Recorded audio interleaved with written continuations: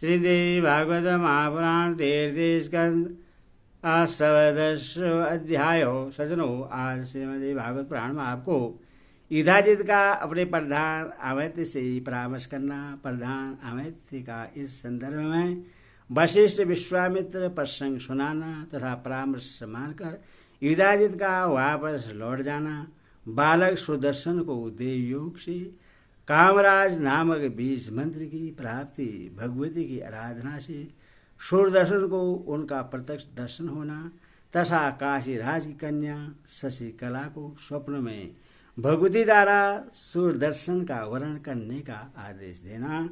सज्जनों, इस कथा को पूरा सुनिए और इसको लाइक सब्सक्राइब करें। भगवती माता आपकी सदा रक्षा करे। व्यासी बोले, हे राजन, भरद्वाज मुनि का यह वचन सुनकर राजा युधाजित ने अपने प्रधान अमित्य को बुलाकर बड़ी सावधानी से उससे पूछा, हे सुबुद्धे, आप बताइए कि अब मुझे क्या करना चाहिए। हे सुव्रत, क्या मधुर वचन बोलने वाली मनोरमा को पुत्र सहित बलपूर्वक ले चलूं। अपना कल्याण चाहने वाले पुरुष को चाहिए कि वह तुच्छ शत्रु की भी उपेक्षा न करे, क्योंकि वह राज लक्ष्य या रोग के समान बढ़कर मृत्यु का कारण बन जाता है।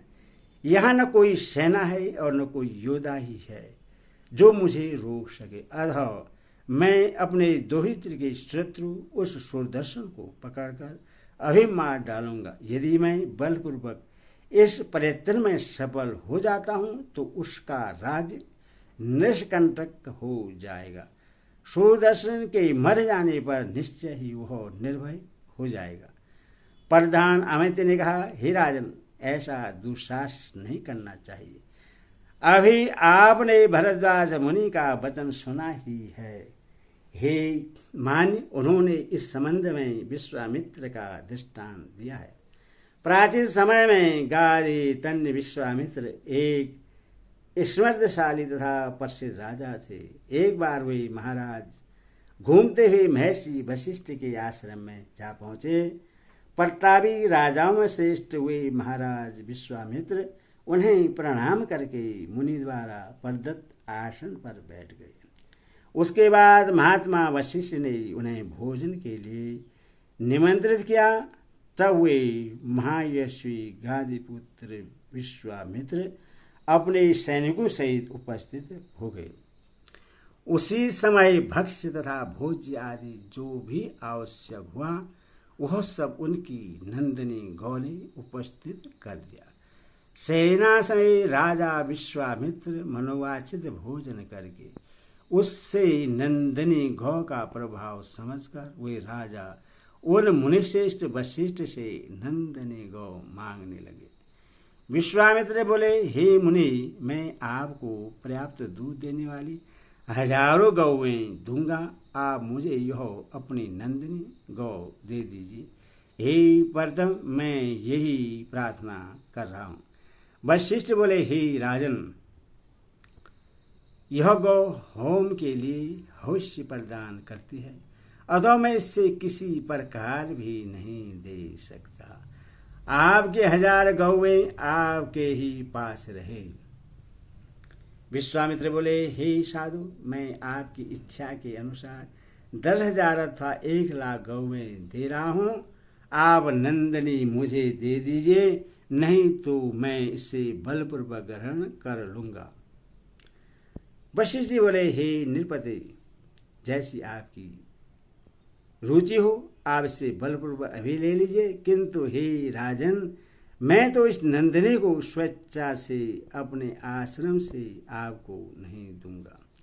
यह सुनकर राजा विश्वामित्र ने अपने महाबली अनुचरों को आदेश दिया कि तुम लोग इस नंदिनी गौ को ले चलो।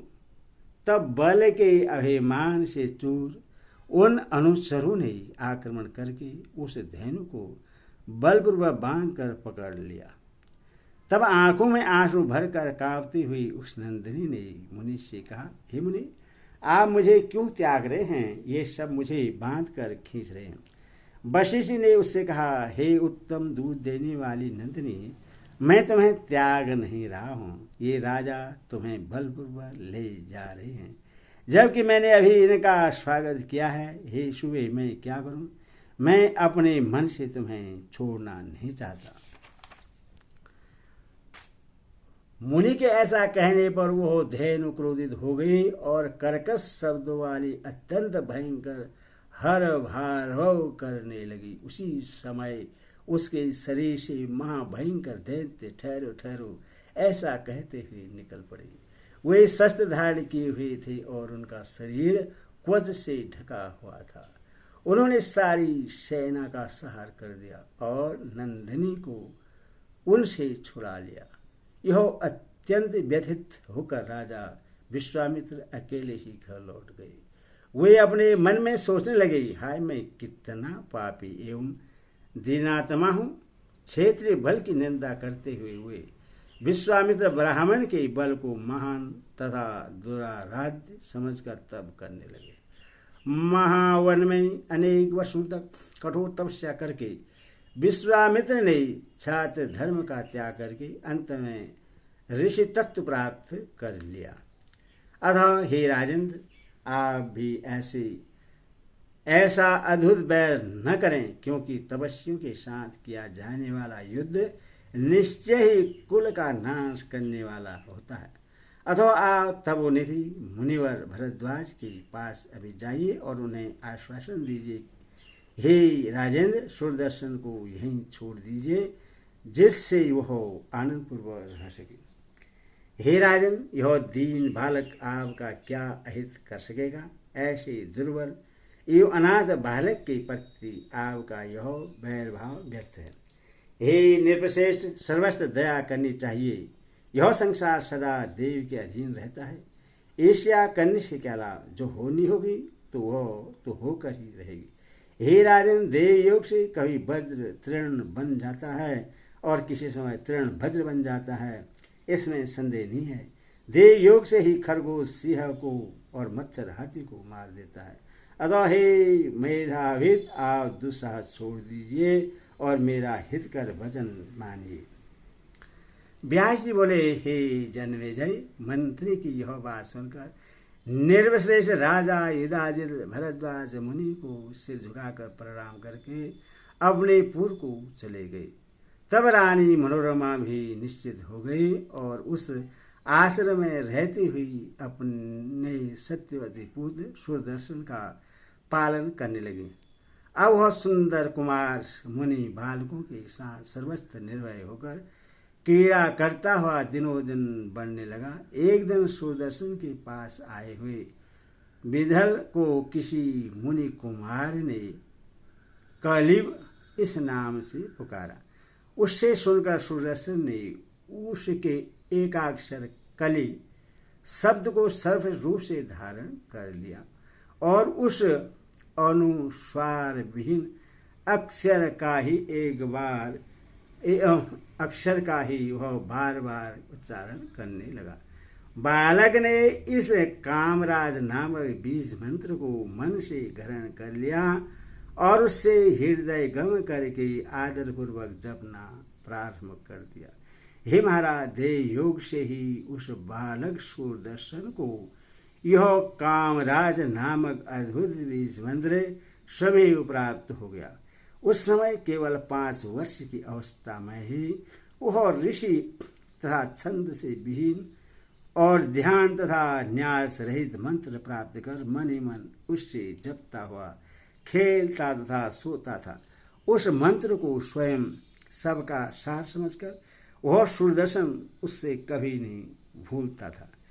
मुनि ने 11 वर्ष में उस राजकुमार का उपनयन संस्कार किया और उसे वेद पढ़ाया एवं सांगोपाक धनुर्वेद तथा नीति शास्त्र की विधिवत शिक्षा दी। उस बालक ने उसी मंत्र के प्रभाव से समस्त विद्याओं का समग्र अभ्यास कर लिया। एक बार उसने देवी के रूप का प्रत्यक्ष दर्शन भी किया। उस समय वे लाल वस्त्र धारण किए थी। उनके विग्रह का रंग भी लाल था और उनके सभी अंगों में रक्त वर्ण के आभूषण सुशोभित हो रहे थे। इस प्रकार का दिव्य स्वरूप धारण कर वाहन गरुड़ पर विराजमान उन अद्भुत वेशमी शक्ति को देखकर राजकुमार सुदर्शन के मुख मंडल पर प्रसन्नता छा गई। इस प्रकार समस्त विद्याओं का रहस्य जानने वाला वह सुदर्शन उस वन में रहकर जगदम्बा की उपासना करता हुआ नदी तट पर विचरण करने लगा। उसी वन में भगवती जगदम्बा ने उससे धनुष, अनेक तीक्ष्ण बाण, त्रिणी और कवच प्रदान किए। इसी समय सभी शुभ लक्षणों से युक्त शशिकला नाम के विख्यात काशी राज की परम पीरी पुत्री ने उस वन में रहने वाले समस्त शुभ लक्षणों से संपन्न पराक्रमी तथा दूसरे कामदेव के समान प्रतीत होने वाले राजकुमार सुदर्शन के विषय में सुना। बंदी जनों के मुख से अति सम्मानित राजकुमार के विषय में सुनकर शशिकला की मन ही मन बुद्धिपूर्वक उस पति रूप में वर्ण करने का निश्चय कर लिया। उसी दिन आधी रात को जगदम्बा स्वप्न में शशिकला के पास आकर स्थित हो गई और उससे आश्वस्त करके यह वचन बोली, हे सुशोनी, सुदर्शन मेरा भक्त है, तुम उसी को अपना पति स्वीकार कर लो। हे भावनी, मेरी आज्ञा से वह तुम्हारी सब कामनाएं पूर्ण करेगा। इस प्रकार स्वप्न में भगवती का मनोहर स्वरूप देखकर तथा उनके इस वचन को स्मरण करके परम माननीय शशिकला प्रसन्न हो गए। वह प्रसन्नता के साथ उठ गई। उसकी माता ने उसे हर्षित देखकर बार बार प्रसन्नता का कारण पूछा, किंतु उस सुंदरी ने अति लज्जा के साथ कुछ नहीं बताया। स्वप्न का बार बार स्मरण करके प्रसन्नता से युक्त होकर वह जोर जोर से हंस पड़ती थी। तब उसने अपनी एक अन्य सखी से स्वप्न का सारा वृत्तांत विस्तार पूर्वक कह दिया। किसी दिन वह विशाल नयनी शशिकला अपनी सखी के साथ चंपा के वृक्ष शोभित एक सुंदर उपवन में विहार के लिए गई। वहां पुष्प चुनती हुई वह कुमारी एक चंपा वृक्ष के नीचे खड़ी हो गई। तभी उसने मार्ग में शीघ्रतापूर्वक आते हुए किसी ब्राह्मण को देखा। उस ब्राह्मण को प्रणाम करके सुंदरी शशिकला ने मधुर वाणी में कहा, हे महाभाग, आप किस देश से आए हैं? ब्राह्मण ने कहा, हे बाले, एक कार्यवश भरद्वाज मुनि के आश्रम से मेरा आगमन हुआ है। तुम क्या पूछ रही हो, मुझे बतलाओ। शशिकला बोली, हे महाभाग, उस आश्रम में अत्यंत प्रशंसनीय, संसार में सबसे बढ़कर तथा विशेष रूप से दर्शनीय कौन सी वस्तु है? ब्राह्मण ने कहा, हे सुशोनी, महाराज ध्रुव संधि के पुत्र श्रीमान सुदर्शन वहां रहते हैं। पुरुषों में श्रेष्ठ वे सुदर्शन अपने नाम के अनुरूप ही हैं। हे सुंदरी, जिसने राजकुमार सुदर्शन को नहीं देखा, मैं तो उसके नेत्रों को अत्यंत निष्फल मानता हूँ। सृष्टि की अभिलाषा वाली ब्रह्मा ने कौतूहलवश उन एक सुदर्शन में सभी गुणों को भर दिया है, और गुणों के खान सुदर्शन को ही मैं देखने योग्य मानता हूँ। वे राजकुमार तुम्हारे अनुरूप हैं और तुम्हारे पति होने योग्य हैं। मणि और कांचन की भांति यह तुम दोनों का सहयोग पहले से ही निश्चित हो चुका है। यदि श्री देवी भागवती महापुराण अष्टादशसहस्र सहितानम तीर्थस्कंदे विश्वामित्र कथोत्तर राजपुत्रस्य काम्बी प्रातिवर्णाम शतमोऽध्यायो। माता की जय।